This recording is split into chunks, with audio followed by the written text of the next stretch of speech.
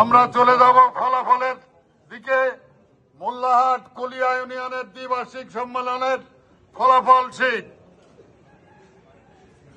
শেখ কেরামত আলী সাথী মার্কা, প্রতীক হচ্ছে সাথী মার্কা, সাথী পেয়েছে 148 ভোট।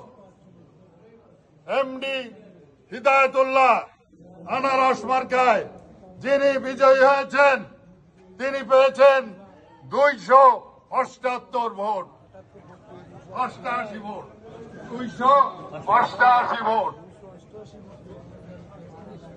পদের নাম সাধারণ সম্পাদক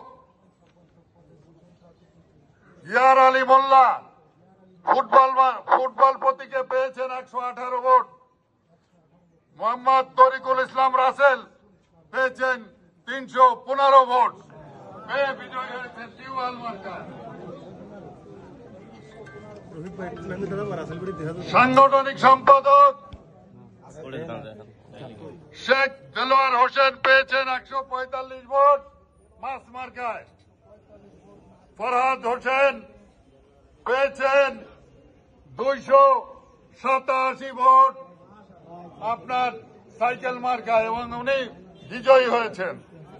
এই বলে আমি বাগেরহাটের বিএনপি থেকে আপনাদের অভিনন্দন জানাই। আপনারা সবাই ভালো থাকবেন।